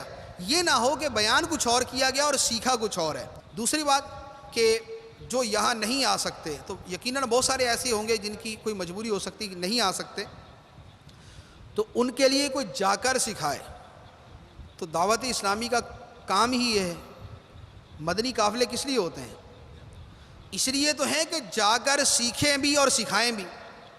تو اب جا کر سیکھے اور سکھانے کی ایک صورت تو مدنی قافلے ہیں، تو تو بہت ساری وہ چیزیں جیسے نماز ہے، وضو ہے، غسل ہے، اس سے متعلقہ جو مسائل ہیں یہ تو ہمارے مدنی قافلوں کے اندر آ جائیں گے۔ تو جہاں پر آپ یہ سمجھتے ہیں کہ بھائی ہمارے ان حضرات کو، ان اسٹوڈنٹس کو یا ان جو ہے وہ ادارے والوں کو نماز تک کے مسائل نہیں آ رہے، تو وہاں تو سب سے پہلے آپ مدنی قافلے کو دعوت دیں، آپ وہ لے کر جائیں۔ تو وہاں پر انشاءاللہ عز و جل پہلے تو ان کو یہ سیکھنے کو ملے گا، اور دوسرے نمبر پہ وہاں پر یہ ماحول مزید بنے گا کہ ہمیں کچھ اور بھی سیکھنا ہے۔ اب اس کے بعد یہ ہے کہ وہاں پر مزید سیکھنے کی اور سلسلے شروع کیے جائیں، تو اس کے لیے آپ یہاں پر مرکز میں، عالمی مدنی مرکز میں جو ہمارے ذمہ داران ہیں، آپ ان سے رابطہ کریں، تربیت گاہ میں رابطہ فرمائیں، تو وہ انشاءاللہ عز و جل آپ کی صورتحال کو دیکھ کر، آپ کی ضرورت کو دیکھ کر اور اپنے طریقہ کار کو دیکھ کر انشاءاللہ اس کا کوئی نہ کوئی مناسب حل ارشاد فرما دیں گے۔ پیارے پیارے اسلامی بھائیوں، ابھی تک جو کلام ہوا یہ تمہیدی اور ابتدائی کلام تھا۔ اب انشاءاللہ عز و جل ہمارے فرد علوم کورس کا پہلا سبق عقیدے کے بارے میں شروع ہوگا۔ عقیدہ کیا ہے اور عقیدے کی اہمیت و ضرورت کیا ہے؟ الحمدللہ رب العالمین، والصلاة والسلام علی سید الانبیاء والمرسلین، اما بعد فاعوذ باللہ من الشیطان الرجیم، بسم اللہ الرحمن الرحیم، الصلاة والسلام علیک یا رسول اللہ وعلی آلک واصحابک یا حبیب اللہ، الصلاة والسلام علیک یا نبی اللہ وعلی آلک واصحابک یا نور اللہ۔ سرکار نامدار صلی اللہ تعالی علیہ وآلہ وسلم نے نماز کے بعد حمد و ثنا اور درود شریف پڑھنے والے سے ارشاد فرمایا، دعا مانگ قبول کی جائے گی، سوال کر دیا جائے گا۔ صلو علی الحبیب صلی اللہ تعالی علی محمد صلی اللہ تعالی علیہ وآلہ وسلم۔ پیارے پیارے اسلامی بھائیوں، الحمدللہ عز و جل آج امیر اہل سنت بانی دعوت اسلامی حضرت علامہ مولانا الیاس اتار قادری دامت برکاتہم العالیہ کے فیضان اور دعوت اسلامی کے احسان سے آج ہم یہاں پر فرض علوم سیکھنے کے لیے حاضر ہوئے ہیں۔ ایک ضروری بات، جو اہم بات فرض علوم سے متعلق ہے کہ جو شخص فرض علوم یعنی جو باتیں اس پر اس کے موجودہ حالت کے مطابق سیکھنا ضروری ہے انہیں نہیں سیکھتا، وہ شخص شریعت مطہرہ کی روشنی میں فاسق قرار پاتا ہے، یعنی فاسق گنہگار ہے وہ شخص۔ اور اگر وہ فاسق معلن ہے یعنی واضح طور پر کھلے عام جو گناہ کرتا ہے، کھلے عام اس کی یہ باتیں ظاہر ہیں کہ اسے فرض علم کا نہیں معلوم، تو وہ فاسق معلن کہلائے گا۔ اور فاسق معلن وہ شخص ہوتا ہے کہ جس کے پیچھے نماز بھی مکروہ تحریمی ہوا کرتی ہے۔ صدر الشریعہ بدر الطریقہ حضرت علامہ مولانا مفتی امجد علی اعظمی رحمۃ اللہ تعالی علیہ، ان کی تصنیف بحر شریعت جو فرض علوم سے مالا مال ہے، آپ اس کے 90 حصے میں جو مکتبۃ المدینہ سے شائع کردہ ہے، اس کی دوسری جلد اور حصہ 90 ہے، اس میں جو تعزیر کا بیان ہے اس میں ایک مسئلہ بیان کرتے ہیں کہ اگر کسی نے کسی مسلمان کو فاسق کہا تو اب اس کے اس فاسق کہنے کی وجہ سے اس کے خلاف قاضی کی عدالت کے اندر دعویٰ دائر کیا گیا کہ اس نے ایک مسلمان کو فاسق کہا ہے، تو قاضی اس سے دلیل طلب کرے گا، اس سے پوچھے گا کہ تم نے اسے فاسق کہا تو اس بات کو ثابت کرو کہ یہ بندہ فاسق ہے۔ اب وہ بندہ جو گواہی کی شرائط ہیں اور جو دعویٰ ثابت کرنے کے لیے ضروری ہیں وہ باتیں بیان کر دے تو ٹھیک ہے، ورنہ قاضی اس کو تعزیر کرے گا، یعنی اس کو سزا دے گا کہ اس نے ایک مسلمان کو فاسق کہا ہے۔ آپ اس کے آخر میں ارشاد فرماتے ہیں کہ اگر یہ شخص اتنا کہہ دے کہ میں نے اس کو فاسق اس لیے کہا ہے کہ یہ فرائض کو ترک کرتا ہے، تو اب قاضی اسلام، قاضی جو ہے اس شخص سے کہ جس کو فاسق کہا گیا ہے اس سے اسلام کے فرائض دریافت کرے گا، اگر نہ بتا سکا تو فاسق ہے۔ یعنی اب یہ صدر الشریعہ اس کی تعریف بیان کر رہے ہیں کہ اس کا مقصد بیان کر رہے ہیں، فرما رہے یعنی وہ فرائض جن کا سیکھنا اس پر فرض تھا اور اس نے نہ سیکھا تو اس کے فاسق ہونے کے لیے یہ کافی ہے۔ تو اس جزیے کی روشنی میں، اس عبارت کی روشنی میں ہمارے سامنے واضح ہوا کہ جو باتیں سیکھنا ہم پر فرض ہیں اگر وہ ہم نے نہ سیکھیں تو فاسق قرار پائیں گے۔ اب یہ بات بیان ہو چکی، یہ پہلی بات، پہلا جزیہ اور پہلا پوائنٹ ہمارے سامنے یہ آیا کہ جو بندہ فرض علم نہیں سیکھتا وہ فاسق قرار پاتا ہے۔ اور فرض علم کے بارے میں ہم معلوم ہو چکا ہمیں کہ فرض علوم اپنی موجودہ حالت کے اعتبار سے ہوتے ہیں۔ فرض علوم کے اندر سب سے جو اہم بات ہے وہ ہے عقیدے کا بیان۔ جب تک بندے کا عقیدہ درست نہیں اس وقت تک اس کے اعمال کا اس کو فائدہ نہیں ہے۔ اس کی وجہ کیا ہے؟ وجہ یہ ہے کہ عقیدہ ایک بنیاد ہے اور جو اعمال ہم کرتے ہیں وہ سارے کے سارے ایک عمارت کی حیثیت رکھتے ہیں۔ تو جب تک بنیاد درست نہ ہو اس وقت تک عمارت درست نہیں ہوتی۔ تو عقیدہ جب تک درست نہیں ہوگا اس وقت تک اعمال درست نہیں ہو سکتے۔ حضرت علامہ محمود احمد رضوی صاحب رحمۃ اللہ تعالی علیہ جو اہل سنت کے ایک بہت جید عالم گزرے ہیں، انہوں نے بخاری شریف کی شرح میں، فیوز الباری کے نام سے اب کی شرح ہے، اس کی پہلی جلد میں عقیدے کی اہمیت کو اس مثال سے سمجھایا کہ جب بندہ، کوئی معمار، کوئی انجینئر، یہ کوئی مکان کھڑا کرنا چاہتا ہے، کوئی عمارت بنانا چاہتا ہے تو پہلے اس کا نقشہ بناتا ہے، ایک نقشہ تیار کرتا ہے، پھر اس نقشے کے مطابق اس عمارت کو بناتا ہے۔ اگر بغیر نقشے کی عمارت کھڑی کی جائے گی تو وہ ٹیڑھی میڑھی ہو کے رہ جائے گی۔ تو فرماتے ہیں کہ عقیدے کی مثال اسی طریقے سے ہے کہ بندہ جس طرح کے عقائد وہ رکھتا ہے، جو اس نے اپنے عقائد بنا رکھے ہیں اسی کے مطابق وہ اعمال کرتا ہے۔ اب اگر اس نے نقشہ صحیح بنا رکھا ہے تو وہ صحیح اعمال کرے گا، اور اگر اس کا جو بنیادی نقشہ اپنے اعمال کرنے سے پہلے وہی غلط بنایا ہوا ہے تو اب اعمال بھی اس کے غلط ہو جائیں گے۔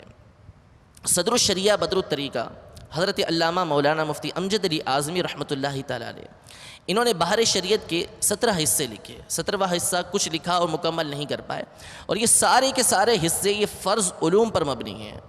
جتنے بھی یہاں پر بیان ہوں گے ہمارے، وہ سارے کے سارے اس بحر شریعت کے اندر تقریباً موجود ہیں۔ آپ نے پہلے دوسرا حصہ لکھا جو عبادات سے متعلق ہے، اس میں طہارت کا بیان ہے۔ طہارت سے متعلق جتنی باتیں ہیں، نجاست وغیرہ، وضو، غسل، سب چیزیں اس کے اندر موجود ہیں۔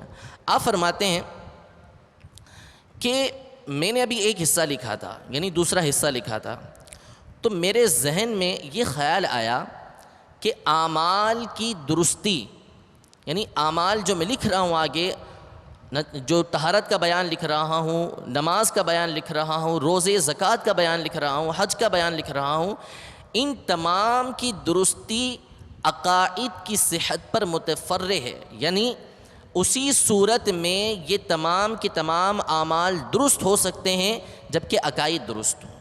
اگر عقائد درست نہیں تو فرماتے ہیں کہ بہت سارے مسلمان ایسے ہیں کہ اصول مذہب سے بھی آگاہ نہیں ہیں، یعنی ان کو پتہ ہی نہیں ہے کہ ہمارے عقائد کیا ہونے چاہیے، کس طرح کے ہمیں عقائد رکھنے چاہیے۔ اس کو مزید سمجھنے سے پہلے، آگے بڑھنے سے پہلے، اعلیٰ حضرت امام اہل سنت امام احمد رضا خان رحمۃ اللہ تعالی علیہ کی ایک مبارک عبارت میں آپ کے سامنے پیش کرتا ہوں، اسے غور سے سماعت فرمائیے، اور اس کی روشنی میں ہم مزید عقیدے کی اہمیت کو سمجھیں گے اور اس کی انشاءاللہ اس کے بارے میں مزید سنیں گے۔ آپ فرماتے ہیں اپنے رسالے عطائب التہانی جو فتاوی رضویہ کی 12ویں جلد کے اندر ہے کہ فرائض ادا نہ کرنے یا ان کی ادا سے باز رکھنے پر آدمی کافر نہیں ہوتا۔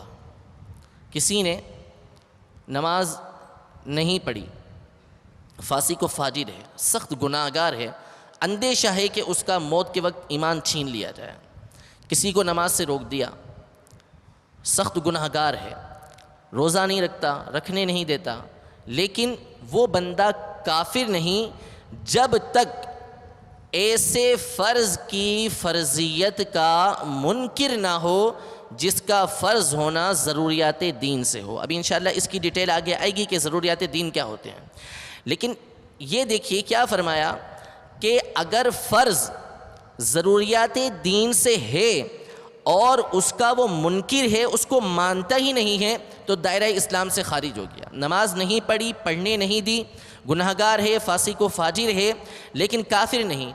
البتہ اگر وہ نماز کی فرضیت کا منکر ہے، وہ مانتا ہی نہیں ہے کہ میں نماز ہم پر فرض کی گئی ہے، مانتا ہی نہیں ہے کہ روزہ ہم پر فرض کیا گیا، زکوٰۃ کی فرضیت کا اعتقاد ہی نہیں رکھتا، تو اب وہ دائرہ اسلام سے خارج ہو جائے گا۔ تو یہ عبارت ہمیں بتاتی ہے، عقیدے کی اہمیت ہمارے سامنے واضح کرتی ہے کہ عقیدہ اگر درست نہیں، عقائد کی صحیح معلومات نہیں، تو بندہ دائرہ اسلام سے بھی خارج ہو سکتا ہے، کیونکہ بعض عقائد وہ ہیں کہ جن کی بنیاد ہی اسلام ہے، یعنی جن کی بنیاد پر بندے کا اسلام قائم ہے، اگر انہی عقائد کے اندر بندے کی خرابی آ گئی تو وہ دین اسلام سے خارج ہو جائے گا۔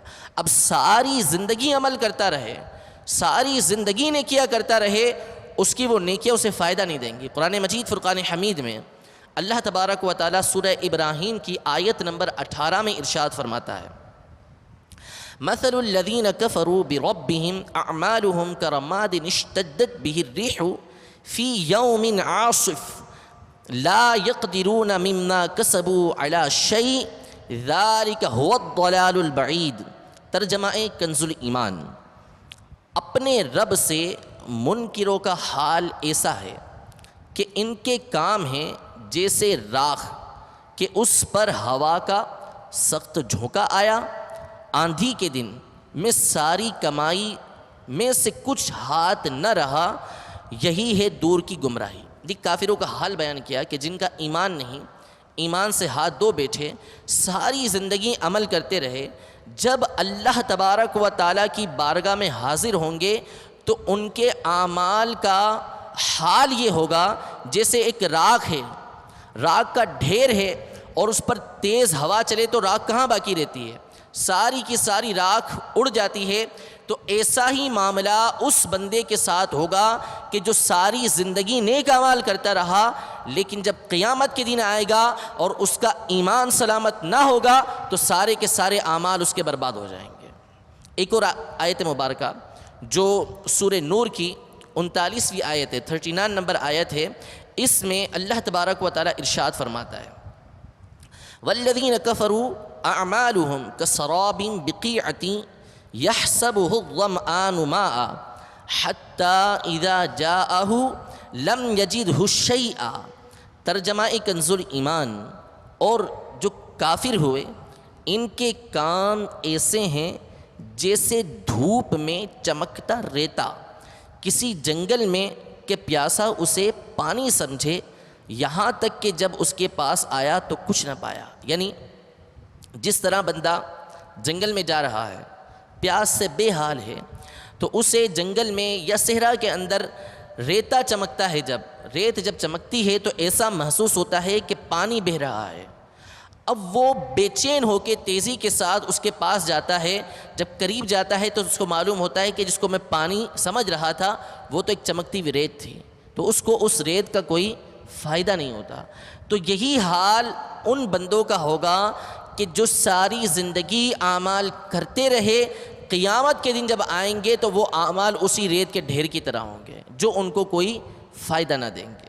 تو یہ چند باتیں میں نے عقیدے کی اہمیت کے حوالے سے آپ کے سامنے عرض کی کہ عقیدے کی اہمیت کیا ہے، عقیدہ ہمارے لیے کس قدر ضروری ہے، کیونکہ عقیدے کی بنیاد پر عقیدہ درست نہ ہونے کی وجہ سے بعض اوقات انسان دائرہ اسلام سے خارج، اور بعض اوقات جو ہے وہ اہل سنت کے مذہب سے خارج ہو جاتا ہے. اور اہل سنت کے مذہب سے خارج ہونے کا مطلب، سنیت سے خارج ہونے کا مطلب وہ بددین اور گمراہ ہو گیا.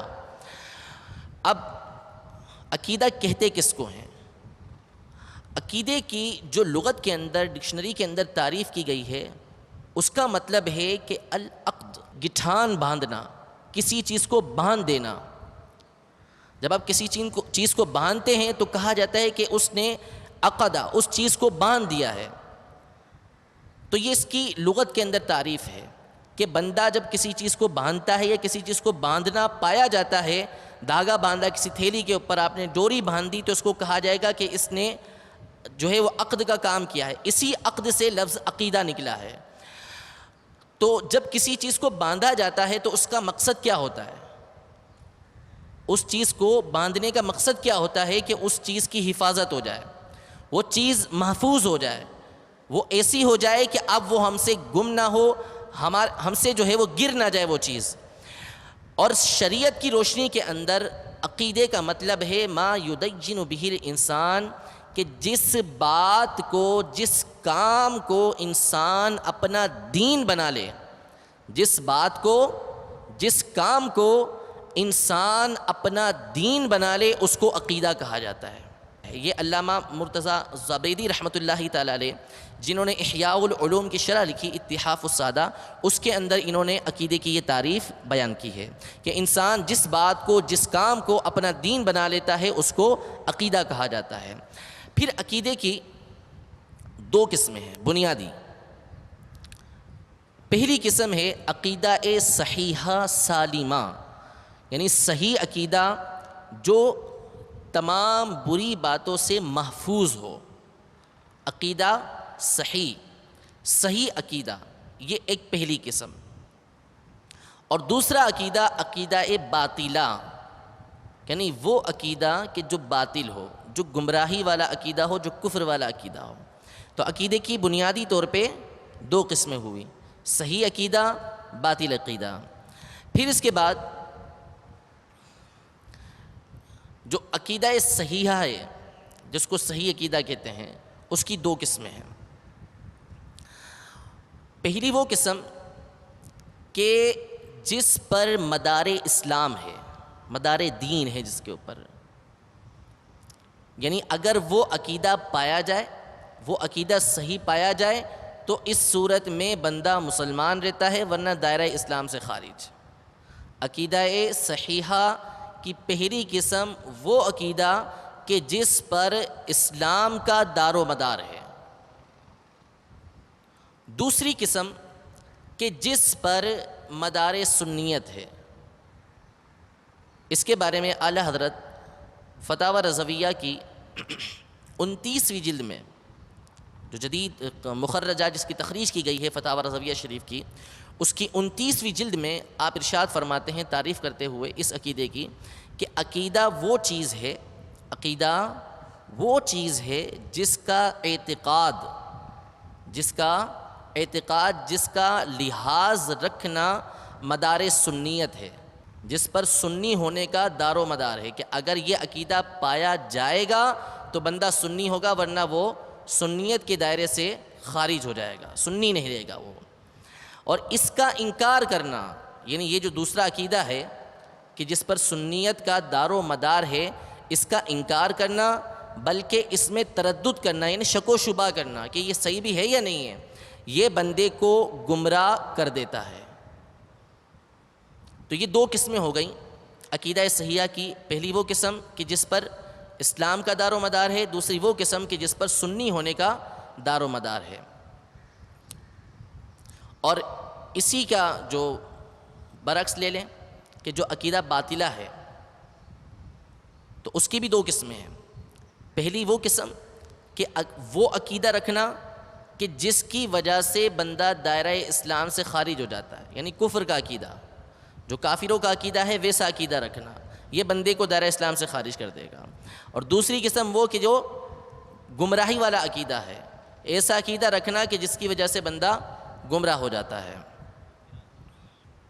اچھا، اب جو باتیں میں نے بیان کی ان میں جو عقیدہ صحیحہ کی میں نے پہلی بات بیان کی کہ وہ عقیدہ صحیحہ کہ جس پر مدار اسلام ہے، تو وہ باتیں کہ جس پر مدار اسلام ہوتا ہے وہ ضروریات دین ہوتی ہیں، ضروریات دین ہوتی ہیں۔ ضروریات دین کی بہت ساری کتابوں کے اندر تعریفیں ہیں۔ علامہ شامی رحمۃ اللہ تعالیٰ علیہ نے جو ہے وہ رد المحتار کے اندر، علامہ ابن حجر حیتمی رحمۃ اللہ تعالیٰ علیہ نے فتاوی حدیثیہ میں بیان کی ہیں، لیکن میں یہاں آپ کے سامنے جو سب سے آسان تعریف امیر اہل سنت نے اپنی تصنیف کفریہ کلمات کے بارے میں سوال جواب، اس میں جو تعریف بیان کی ہے وہ آسان ہے۔ انشاءاللہ وہ الفاظ آپ کے سامنے بیان کرتا ہوں، پھر انشاءاللہ اس کی جو شرح ہے، جو اس کی مزید وضاحت ہے وہ عرض کروں گا۔ آپ فرماتے ہیں کہ ضروریات دین اسلام کے وہ احکام ہیں، ضروریات دین اسلام کے وہ احکام ہیں جن کو ہر خاص و عام جانتے ہوں، جن کو ہر خاص و عام جانتے ہوں، جیسے اللہ عز و جل کی وحدانیت، یعنی اللہ عز و جل کو ایک ماننا۔ ہر ایک جانتا ہے، ہر خاص آدمی بھی جانتا ہے، عام آدمی بھی جانتا ہے کہ اللہ عز و جل ایک ہے، اس کا کوئی شریک نہیں ہے۔ اسی طرح انبیاء کرام علیہم السلام کی نبوت، کہ انبیاء کرام علیہم السلام کو اللہ تبارک و تعالی نے بھیجا ہے، ان کا نبی ہونا، ان کا رسول ہونا، اس کو بھی ہر ایک بندہ جانتا ہے، تو اس کا اعتقاد رکھنا یہ بھی ضروریات دین میں سے۔ اسی طرح نماز فرض ہے، روزہ فرض ہے، زکوٰۃ فرض ہے، حج فرض ہے، یہ باتیں ضروریات دین میں سے ہیں۔ تو ضروریات دین وہ احکام کہ جن کو ہر خاص و عام جانتا ہو۔ اچھا، اب یہاں پر ایک بات یہ کہ اس کی وضاحت خود اس عبارت کے اندر بھی موجود ہے کہ عام سے کیا مراد ہے۔ خاص سے مراد تو علماء ہو گئے، عام سے مراد وہ شخص کہ جو علماء کی صحبت میں رہتا ہو۔ ہر عام نہیں، جنگل میں رہنے والا، پہاڑوں پر رہنے والا، دور دراز کی بستیوں میں رہنے والے جن کو اسلام کے احکام کی معلومات نہیں ہوتی، وہ عام مراد نہیں، بلکہ وہ عوام مراد ہے کہ جو علماء کے ساتھ مربوط رہتے ہیں، علماء کی بارگاہ میں حاضر ہوتے رہتے ہیں، ان سے سوال جواب کرتے رہتے ہیں، علماء کے افادات سنتے رہتے ہیں، وہ عوام یہاں پر مراد ہے۔ تو ہر خاص آدمی اور ہر ایسا عام آدمی جس بات کو جانتا ہے اس کو ضروریات دین کہا جاتا ہے۔ اب اگر ضروریات دین میں سے کوئی بندہ کسی بات کا انکار کر دے تو وہ دائرہ اسلام سے خارج ہو جاتا ہے۔ یہ ہے ہمارے عقیدہ صحیحہ کی پہلی قسم۔ مزید اسی کو واضح کرتے ہوئے امیر اہل سنت آگے لکھتے ہیں کہ ضروریات دین میں بعض نے یہ تعریف بیان کی ہے کہ ضروریات دین وہ ہوتی ہیں کہ جن کا ثبوت، یعنی جہاں سے ہم انہیں لے رہے ہیں، جہاں سے انہیں ہم حاصل کر رہے ہیں، وہ قطعی ہوں۔ قطعی سے مراد کہ اس میں کسی شک، کسی شبے کی گنجائش نہ ہو۔ جیسے قرآن کی آیت ہے، قرآن مجید فرقان حمید میں اللہ تبارک و تعالیٰ نے اپنا واحد ہونا بیان کر دیا، تم فرماؤ وہ اللہ ایک ہے۔ یہ قرآن کی آیت ہے، یہ قطعی ہے، یعنی اس میں کسی شک و شبے کی ہمیں حاجت ہی نہیں، نہ اس میں شک و شبہ ہو سکتا ہے، کوئی گنجائش نہیں یہاں پہ شک و شبے کی۔ تو ایسی عبارت، ایسی جگہ کہ جہاں سے اسے لیا گیا وہ اگر قطعی ہو اور اس سے جو حکم ثابت ہو رہا ہے وہ ہر خاص اور عام بندہ جانتا ہے تو اس کو ضروریات دین کہا جاتا ہے۔ اور اگر وہ بات ہر خاص و عام نہیں جانتا، ٹھیک ہے، یا وہ بات جو ہے وہ ایسی قطعیات سے ثابت نہیں ہے تو وہ ضروریات دین سے نہیں ہوتی۔ اچھا، ضروریات مذہب اہل سنت یہ وہ ہوتی ہیں کہ جن کا علم تو سب کو ہوتا ہے، علم سب کو ہے، لیکن جہاں سے ہم لے رہے ہیں وہ بات قطعی طور پہ ثابت نہیں ہے، یعنی وہاں پہ شک و شبے کی یا اس میں کوئی دوسرا پہلو بھی موجود ہے، کوئی دوسرا پہلو بھی موجود ہے کہ اس آیت کا یا اس حدیث کا یہ معنی بھی ہو سکتا ہے۔ تو اگر ایسی بات ہو کہ جہاں سے لے رہے ہیں وہ قطعی نہیں ہے، یعنی وہاں پر شک و شبے کی گنجائش موجود ہے، یا وہ ہے تو قطعی قرآن کی آیت سے لے رہے ہیں لیکن اس کے معنی مختلف ہیں، وہ معنی ایسے ہیں کہ اس میں دو معنی بنتے ہیں، یہ معنی بھی بنتا ہے، اس کا یہ معنی بھی بنتا ہے، تو پھر وہ بات ضروریات مذہب اہل سنت سے ہوتی ہے۔ ان میں سے باتیں جو ہوتی ہیں وہ ضروریات مذہب اہل سنت سے ہوتی ہیں۔ اس کی تعریف امیر اہل سنت نے یہ بیان کی کہ وہ باتیں جن کا دین ہونا سب کو معلوم ہے مگر ان کا ثبوت قطعی نہیں، ان کا منکر کافر نہیں۔ اگر یہ بات ضروریات مذہب اہل سنت سے ہوں تو ان کا انکار کرنے والا گمراہ ہے، ان کا انکار کرنے والا گمراہ ہے۔ اس کی مثال ایک یہ ہے کہ جیسے عذاب قبر ہے، قبر میں جو بندے کو عذاب دیا جائے گا، جو ثواب دیا جائے گا، یہ ہمارے جو مذہب اہل سنت ہے اس کے مطابق ہے۔ ایک گمراہ فرقہ معتزلہ کا گزرا ہے پرانا قدیم، وہ اس کے منکر تھے، لیکن چونکہ عذاب قبر کا ثبوت قطعی نہیں ہے اس وجہ سے اس کے منکر کو کافر نہیں کہا جائے گا، البتہ وہ دائرہ سنیت سے خارج جو گمراہ ہے۔ اور گمراہ جو ہے یہ کوئی عام بات نہیں ہے، گمراہیت یہ بندے کو سنیت سے خارج کر دیتی ہے اور عین ممکن ہے کہ موت کے وقت ایسے بندے کا ایمان بھی چھین لیا جائے۔ تو ضروریات مذہب اہل سنت جو ہے وہ ان کا جو منکر ہوتا ہے وہ اگرچہ کہ کافر نہیں مگر وہ دائرہ سنیت سے خارج اور گمراہ ہے۔ تو یہ چند باتیں جو آج کے حوالے سے تھیں وہ میں نے آپ کے سامنے عرض کی۔ ان میں سے اکثر باتیں جو ہیں وہ امیر اہل سنت کی تصنیف کفریہ کلمات کے بارے میں سوال جواب کے اندر موجود ہیں۔ انشاءاللہ تبارک و تعالی اب جو ہمارا آگے کا جتنے بھی درس چلیں گے وہ یہی ہوں گے، یا تو وہ ضروریات دین سے ہوں گے، عقائد سے متعلق جو بھی ہیں، یا پھر وہ ضروریات مذہب اہل سنت سے ہوں گے، کہ ضروریات دین بھی بتائی جائیں گی کہ جن کی وجہ سے بندہ دائرہ اسلام میں رہے، اور ضروریات مذہب اہل سنت بھی بتائی جائیں گی کہ جن کی وجہ سے بندہ جو ہے وہ مذہب اہل سنت کے اندر بھی رہے۔ تو کچھ کتابیں جو آپ کی سہولت کے لیے مرتب کی گئی ہیں اور وہ مکتبۃ المدینہ سے مطبوعہ بھی ہیں، کوشش فرما کر یہ آپ حاصل فرما لیں۔ انشاءاللہ تبارک و تعالی آئندہ جو ہمارے دروس ہوں گے، جو ہمارے اسباق ہوں گے، اس میں یہ کتابیں آپ کے لیے معاون ثابت ہوں گی۔ پہلی کتاب بحر شریعت ہے، امیر اہل سنت کی تصنیف کفریہ کلمات کے بارے میں سوال جواب، غیبت کی تباہ کاریاں، تکبر، شکر، منہاج العابدین، مدنی قاعدہ، نماز کے احکام، جہنم میں لے جانے والے اعمال، فیضان زکوٰۃ، اور اس کے علاوہ امیر اہل سنت کی جو وضو، حج اور نماز کے طریقے پر مشتمل سیڈیز ہیں، یہ انشاءاللہ اگر آپ حاصل کر لیں گے تو فائدہ یہ ہوگا کہ آئندہ جتنے بھی ہمارے اسباق ہوں گے ان میں سے ایک معتد بھی تعداد، ایک اچھی تعداد جو ہے وہ آپ پہلے ہی سے تیار کر کے اس کا مطالعہ کر کے آ سکتے ہیں۔ انشاءاللہ تبارک و تعالی یہ آپ کے معاون ثابت ہوں گی۔ رب العزت جل و علا ہم سب کو ان تمام باتوں پر عمل پیرا ہونے کی توفیق عطا فرمائے۔ یہی ہے آرزو تعلیم قرآن میں ہو جائے، تلاوت کرنا صبح و شام، تلاوت کرنا صبح و شام